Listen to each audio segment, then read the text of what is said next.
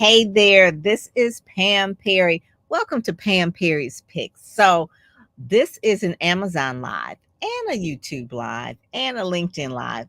And I really put it on LinkedIn for sure. And Amazon is where you can get this book. But this book is called Professionally Lynched. So, for those of you who are on LinkedIn Live, you know that we always probably retweet certain things that have to do with DEI. Elizabeth Leiba, I believe is her name. Her book is called I'm Not Yelling. So, we'll talk about both of these books here because she's going to be on Tanya's show soon. This is for sure. So I'm Not Yelling and Tanya White. Both of these books deal with the same type of thing. It has to do with African Americans in the workplace. It deals with racism. It deals with a lot of different things. But Tanya's book is really a personal book, and we're going to be talking with her today. Here she is. Yay! Oh my God. Thank you. Thank you. First of all, I want to say thank you for doing this book. It took courage to do the book, okay?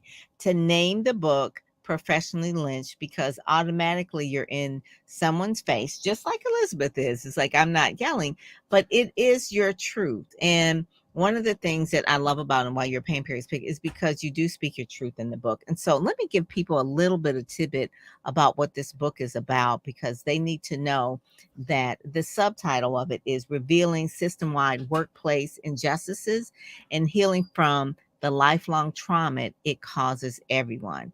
So it's not really what you call a tell-all book, but it is a tell the truth book. So that is my thing. I was like, okay, so you all can see this professionally. Yay. This is her. And so the book was released, yes, on May 26th, and it is her own publishing company. Tanya has her own publishing company, and one of the things too, I want to give the like the formal bio of you, I guess you would say, um, degrees. Give me the those initials on those degrees. Are give me the master's Of in, education and then and education specialist. oh my God, okay, so we're just gonna right off the bat degreed, been working for a while in the system, doing her thing, really loving her career. And then tell us your background, what happened that made you really write the book and then really be the book coach that you are and the author that you are and all of that.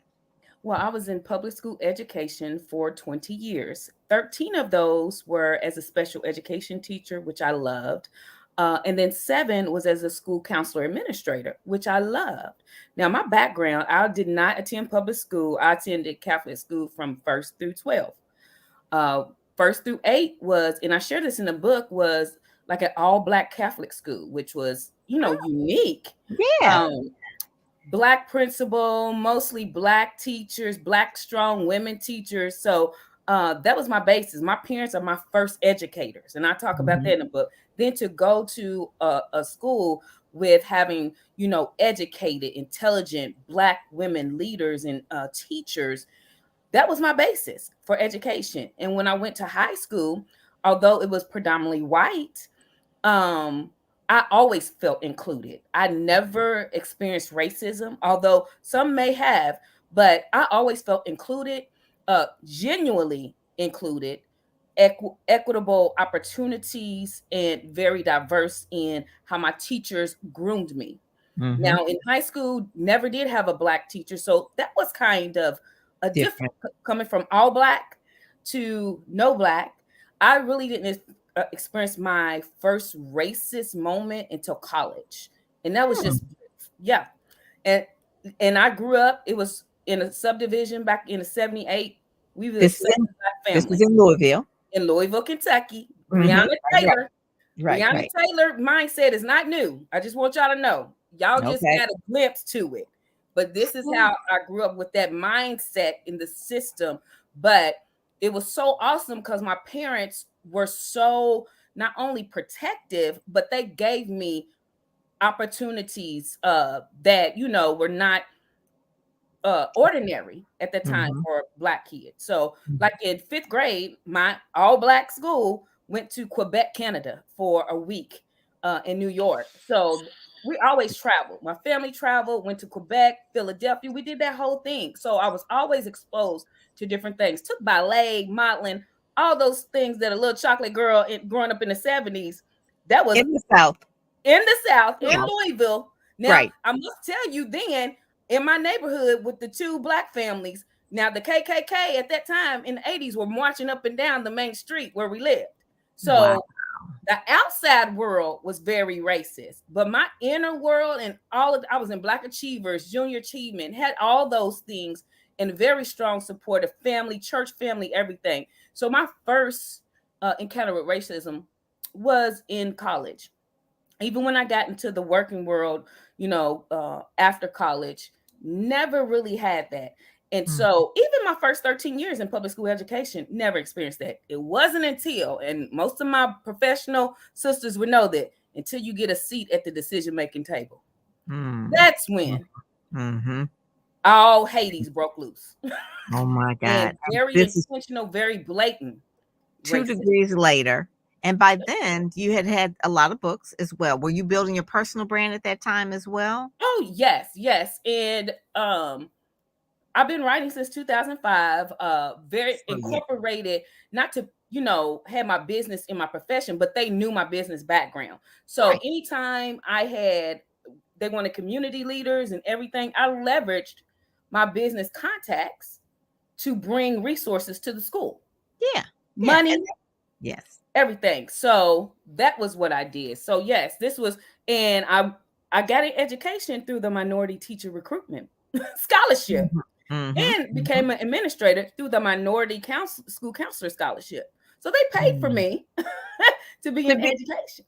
right, right. Now, see, this is the thing that most people don't really understand. And so, one of the things the book it says Black Lives Matter. So you wrote this book, not because of that, but it really like made it so everyone was talking about this, from this to this, right?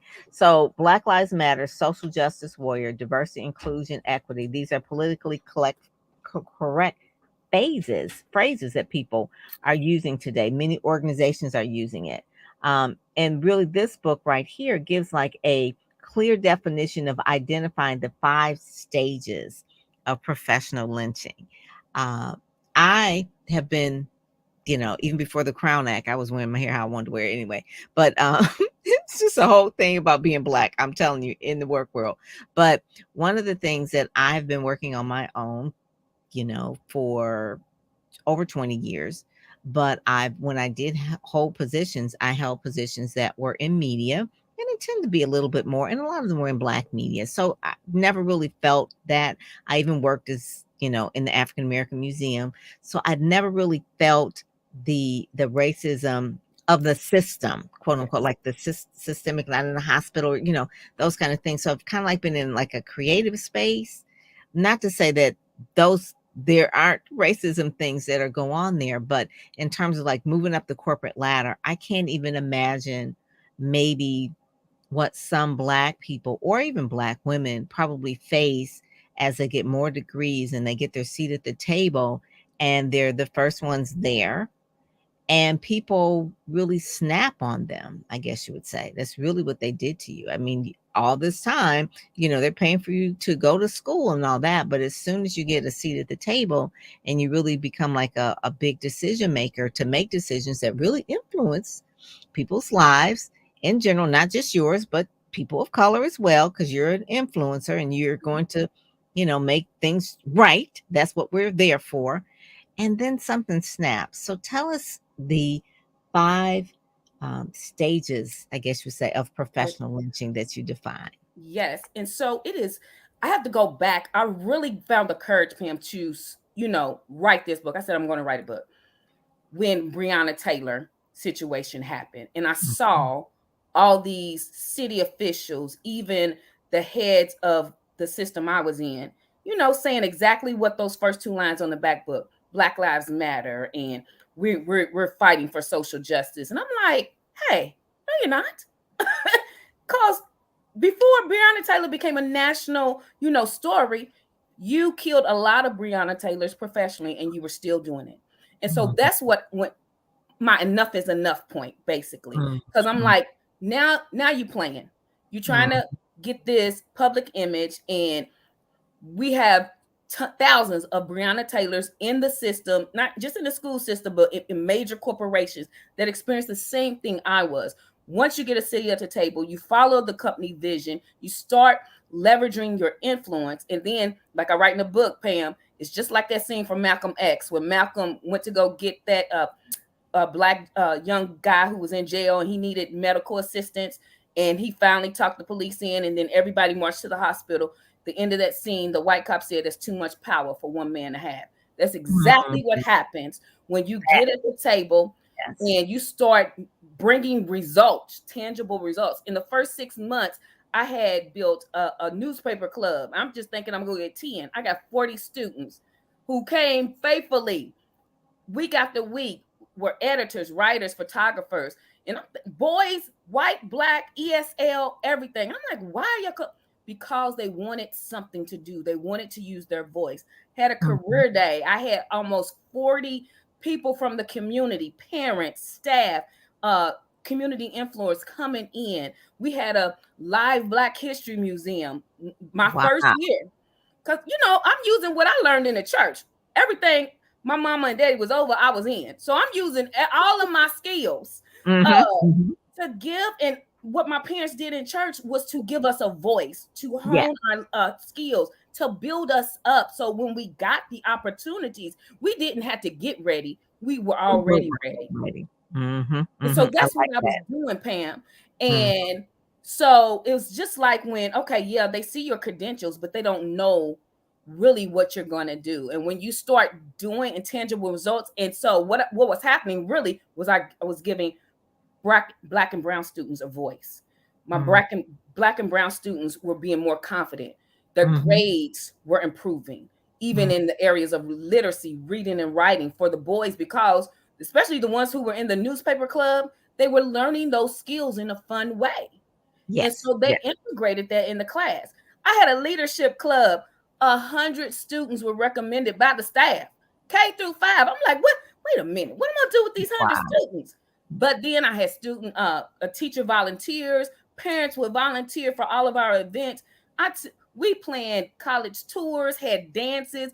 I mean, slews of parents would volunteer, and the leadership is looking like, how do you get all these parents here? Simply, I just asked because Mhm. You one of care. my morning duties was the car rider line. So you just say, "Good morning, how you doing?" And you just have a smile, and that's really how you start building positive rapport with the parents. And Mhm. so when they couldn't figure out and control what was happening, that's when I became a target. And so the first one stage is psychological. It's just like any other abusive relationship. They Yes. start playing with your mind. You're Yeah. not doing this. And I heard a lot of they said. I got complaints from they. Could never get the who the they were. But Mhm. all the time I'm getting emails from district people, parents, Miss White doing this. Thank you for doing this. Thank you for helping me out. They see seeing my boss. So I'm like, who are these days? Because maybe I need to apologize and be aware so it won't Mhm. happen. But I Mhm. could never get a pinpoint. So Mhm. first is psychological, mental, Mhm. emotional. Then when they start breaking you down, and that's what was happening to me, always getting called to the office for everything, week after week after week. Having to write rebuttals for frivolous discipline. You know, Um, that's the part I'm stopping right there. That's the part I can't take. People say, "Oh, you need to CYA. You need to CYA." I was like, I don't have time. I'm trying to do my job. yeah. It's like I remember one time he said, "You got to do." I was like, This is crazy." I remember this part right here. It says, "I have firsthand knowledge of many aspiring African American school administrators that are given absurd reasons for not landing promotions, such Mhm. as we've all heard them. It doesn't even you have to be a teacher, but it says you need more leadership experience. Okay. You need to learn to play the game. Oh, What play the game? game. It says, I did not know that being an educator, striving for more, strive for involve playing more, playing the game, right? Yeah. Then it says, you need to be patient. It's not time yet. It's like, what? Yeah, I'm telling you, that part right there, you need to learn to play the game. Like, what playbook did they dish out when I came to the interview with? This is the playbook of how to play the game. No, it's like this is what you have to do for your job, in order to make an impact. And then I do it, I get promotions, I'm making impact. And then all of a sudden now we're in phase two We in of phase 2. what we call professionally lynched. So go on, go on. Yeah, and then so once that happens, you first of all, it's not a game, and there's no playbook because they changing it second by second. Yep. That's what I found out. And so you get all these skills. First of all, it took me almost 2 years to get an administrator job, where other Caucasian men and women in my cohort were getting them as soon as we graduate with less experience, less leadership experience. Nothing, major on their resume was that they finished the program, So that was irritating. And then when you get to the table, then they start attacking you. And so it's mental and emotional. Then it's physical. And I'm not talking about where people are hitting you. Okay. Literally, one of the last years I was at one school, my boss, because first of all, my office was in a high traffic area. So what was happening was, Pam, when because parents knew me, because I was visible.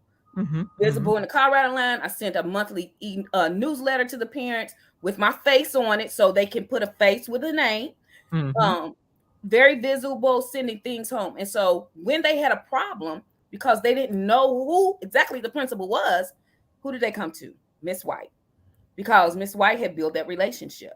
And so literally he moved my office from the high traffic area where parents knew where I was, somewhere very remotely, where he thought that the students were not going to find me, staff were not going to find me. Because also at that time, Pam, I was having lunch bunch, which is a big thing in education, if you're an educator, and that is where you bring students to on their lunch, just to talk to them, find out, and build relationships with them. Well, I literally had to have a schedule, Pam, because so many kids wanted to have lunch bunch with me. And I'm talking about boys, ESL students who could not speak English, but they said, Miss White, can I have lunch bunch with you?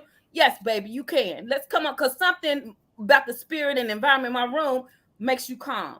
So and you care. That's the bottom line. You care. You care about the student. That's why you were an educator, right? Yes. That's the whole point. So they can feel that. They feel it. And so when he moved me to that smaller office, he thought that was going to stop. Did you know them kids did not care? They sat on the floor.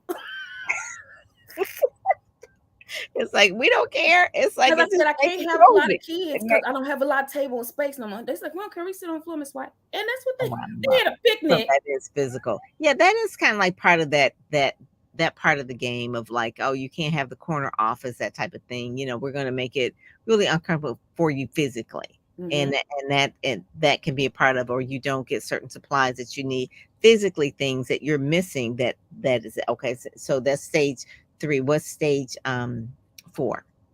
Stage 4, emotional, and I might not be saying this going in a direct order, but it's 5 of them, and then it's financial.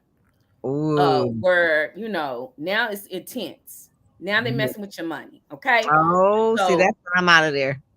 Yeah. So it could be like from where you applied for certain, it happened to me. I applied for over 49 jobs, right?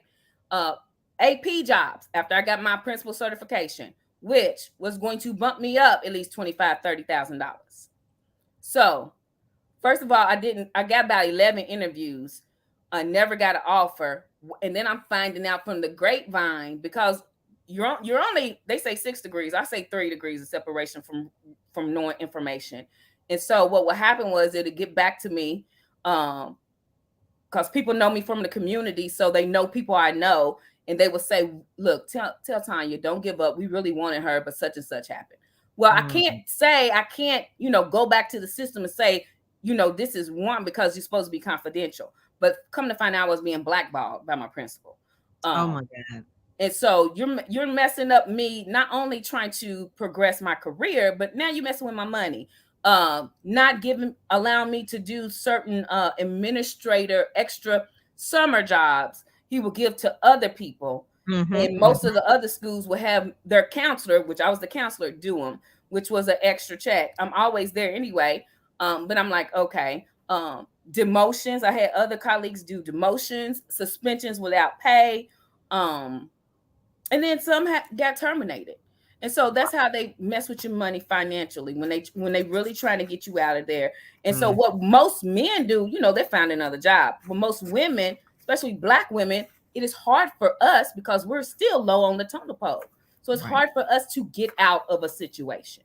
That's So one of the things that this book here is. She's not an educator, but she says that inside I'm Not Ill, you'll find strategies or recommendations to give Black women specifically a framework for emotional support because it's got to be stressful, mhm. business success, and healing from racial trauma.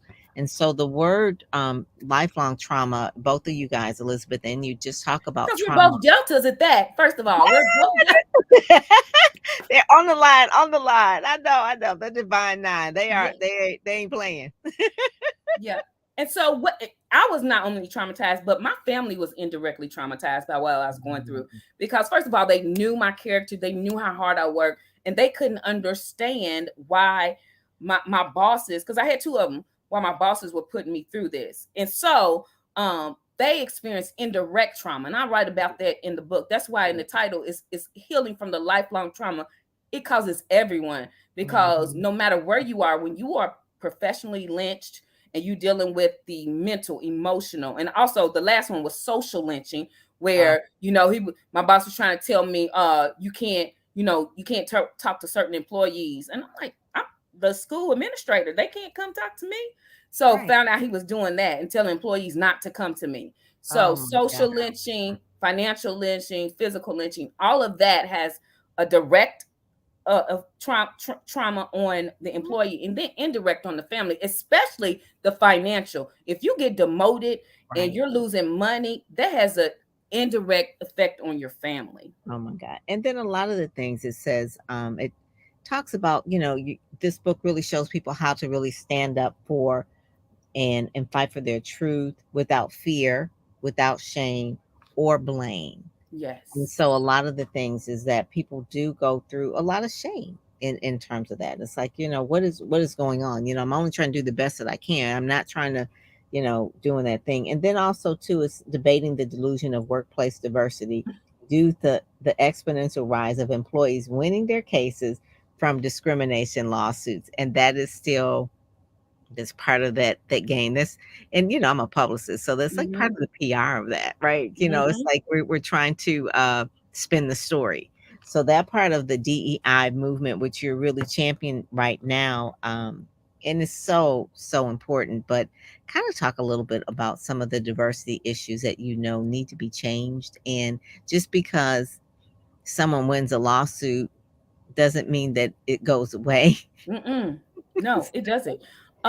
One of the things it needs to start if you're going to have diversity, equity, inclusion. First of all, I noticed in the system I was in, it was not connected to human resources. It was on an island by itself.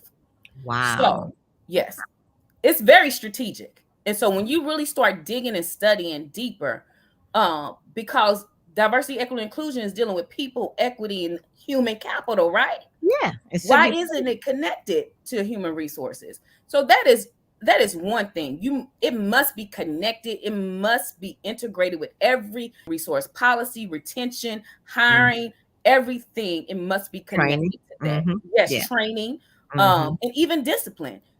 Is every department, every boss consistently following the progressive discipline, or do they have a rubric on what qualifies for discipline? Because that's what I found in education.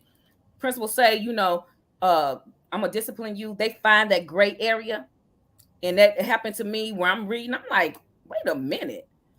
Using statutes, I'm like, because fail to realize I'm a writer and I'm a researcher. So I'm gonna read and I'm gonna research whatever statutes you're using. I'm going to rebuttal that Mhm. with evidence, because I'm always in education. You got to keep records. So I'm Yeah. always keeping records, and so I had a lot of evidence. But it didn't matter. So Mhm. it has to be tied to human resource, and then it has to be a part of the culture and Mhm. not just words on the paper. So Yes. if diversity is just words on paper and not literally a part of your culture from the top to the bottom to the sideways, everything, then it's not going to work. Um, Mhm. and then also in the every decision making possible that every department makes. One of the things that I really started to question in education in my system was when I was sitting at the table, and simple things that they don't think that you really going to advocate for, but me, I'm advocating, was when a black teacher on a team and a white teacher on a team, they give the black teacher all the black students who have either behavior problems or low academic uh, Mm. levels. And Wow. the white teacher on a team may have, and this literally happened. I write about it in the book. This one black teacher, they have the same amount of professional experience, but they get the black teacher 26 very intense black students, and she had one Caucasian student, but she struggled with behavior and academics. The Yeah. white teacher on her team had two black students in her class, but they were high achieving black students. So when I'm in an instructional meeting and we're talking about diversity, equity, inclusion in our school, I have to bring this up Mhm. because Yeah. this is not equitable. This is not equitable to the teachers, not equitable to either teacher, because that doesn't give the Caucasian teacher the experience she needs which diversifying her lessons and Mhm. and being exposed to struggling students. So I can feel this now. When I brought that up in this meeting, the eye rolls. Like who does she think she is? Yeah, but you're just speaking the truth to power. That's like, okay, we gotta understand this part. Now, one thing here, I want people to get the book. First of all, they can get on Amazon Live. They can click on it right here and go over to Amazon Live actually, and let people know this is where we are. Uh, yeah, making sure that we are here on Amazon. Yeah, we are. The main thing that I want people to know is that the book is available on Amazon. It's also on TanyaWhite.com. That is, you can get it from the website as well. But one of the main things, you talk about the six type of workplace injustices, and I want people Mm-hmm. to understand that, because I want people to understand that if you are in that type of environment, that you're not alone. And I think when you had the courage to write this book, you're really saying it for you, but also for thousands of other people. And that's why I really think. And then exposing, nothing can get better unless you understand that it's a problem. So exposing the problem, the systemic barriers for marginalized groups encounter, particularly Black women, like you said, who are wounded while working after getting a seat at the decision making table. Mm-hmm. And so, if you're in the C suite, or even you're in mid management and you're trying to get to the C suite, this book will give you some. One, comfort from the standpoint that, oh my God, I'm not the only one going through that. And And you're then not two, crazy, because and you're not crazy. when you're first going through it, because you're isolated and you can't talk about certain things because it's under the guise of confidential personnel issues. So And I you like, think you're crazy. yeah, and the fact of it is that you're not a person that has just come off always as a racist person. Like you said, you went to Catholic school, and you went to all white high school. You live in Louisville. Your family. So it wasn't like you were had a family or a neighborhood or a background that says white people are bad, Mm-mm. Black people, it's so this happens to anyone. And I just had a conversation with my cousin the other day. She was over for dinner. Her son is about 35ish, almost 40, and we're older, and so we grew up in the 60s and some of the 70s, and a lot of this is the first time going to college or whatever. So my nephew, basically, he's never really experienced racism before, and he even said, he says, I don't even see he's black. He said, I don't even see there's a need for affirmative action. We just went off. Okay. We were like, what the heck? I was like, do you realize? And we're just trying to, and the point of it is they don't realize it. So books like this help them realize that it is still around, that it is a thing to deal with. I mean, you would think that they would think that situations over the last 2 years, from George Floyd all the way to Breonna, that this is still a thing. But if you don't experience it personally, and his thing was like, yeah, because I can get a job. I mean, it's not the fact that you can get a job; it's how you're treated on the job as you move up. Now he's still young. He's not high up in the power, like you said, the line from the Mm-hmm. Malcolm X movie. It says, oh, that's just too much power for one person. But as Mm-hmm. a person gets more power, they'll find that they'll actually get more, Yes. racism aimed at them, the arrows would start to come faster and Daggers. harder. Yes, And daggers. that's like with anyone until you experience it. I never, when I was a teacher, I never experienced that. So, uh, of course, it was going on, and I would hear it, but I didn't personally experience. So, what Mm, I would tell people: don't dismiss other people's experiences, there you because go. it's just like Mamie Till said in the Mhm. movie, and when she was talking, she just thought that that was just a Southern thing until her kid got murdered, and then she said, what happens to one person happens to That was too all of us. awesome. Yes, that's like one of my favorite lines. That is so true. And that Martin Luther King kind of said that. Mm-hmm, That mm-hmm, till one person is free, then we all are free. That type of thing, mm-hmm. you know. So you want to make sure. So I want people to get this book. Get it, get one, get two, share it, read it.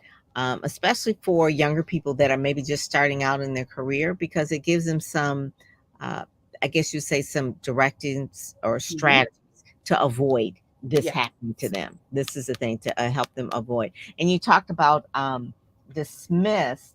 That's a word too. It's another black woman who yes, wrote a book called Dismiss, yes, tackling biases that undermine our health care. yes. I interviewed her. Her interview would be on my podcast in Oh my August, God. Oh, see, and that's I was shocked. But like yes, like you said, you yes. never, You until you hear people's stories, you you never would think she's a doctor, a medical doctor, blah blah blah, still and till you dismiss, hear her story. still because it's like, oh, you're a black woman, you don't know better, and you know that whole thing. So it took courage for her to write that book, just Yes, like courage for you to write this book, but it's setting so many people free and giving them the things that they need in order to be a success and yes, survive, yes, and not just, thrive too, not yes. just not just thrive. So thank you so much for joining us Thank today, Tanya. you. This has been really, really good. And Thank you. no wonder I love you guys. Because Okay. we're deltas. Yes, yes. You guys all hyped because you just came back from your convention, right? You know, And you VP know, Kamala was there, and we got Justice, Supreme Justice Katanji is now our soror. I'm We're jealous. still on the I'm high. jealous. I think one day I'm gonna get that honorary thing that That's you all right. do every year. Let's I'm gonna Y'all speak hear that that, out my there. sorors? Let's put Dr. Pam I Perry's would name when love they call that. for honoraries next. Listen, you just said put it out there in the I'm atmosphere. putting it out there. I love you guys. And I just love the work that you do, Tanya. And give a little bit about where people can find you as well. I need to put that up there. TanyaWhite.com. That's like, you got that TanyaWhite.com. brand. You got Tanya that. TANYA .com. I host a show, Go Get It with Tanya White, on envisionedbroadcasting.com every Tuesday at 12 noon. And then I host a radio show on my local in my local city on the gospel station WLLV every Tuesday at 9. So it's Tuesdays with Tanya. When you want to have some radio and some good podcasts. And I'm on all social media. Real Talk with Tanya White is Facebook Mhm. and Real Instagram. time. And then Tanya 1913. Y'all There know you go. what it is. And then Or you're gonna be having her on as well. So I'm putting that out there that you and Elizabeth get to really talk, because yeah, it is these books are coming out together around the same time, because you're talking about the same issue. So I want people to really understand that yes, that's going to be happening soon. So you're on Amazon Live, LinkedIn Live, on YouTube. Make sure you listen to this, share it. Go to TanyaWhite.com. She can help you publish your book as well. She's a book coach yes, as well. So yes. make sure that if you have your own story that you want to tell, she can help you tell it and publish it as well. So with that, I'm out here. So thank you Thank so much, you. Tanya. All right, thank you. Talk to you later. Bye All bye. right. She is awesome. So make sure that you go to TanyaWhite.com down there. She is excellent. Let me tell you, the book is good. And she's written other books too. So she's got a lot of other books too. So check those all out on Amazon. So with that, I'm Pam Perry and I'm out of here. Take care. Thanks for joining us. We'll talk to you later. Pam Perry's Picks.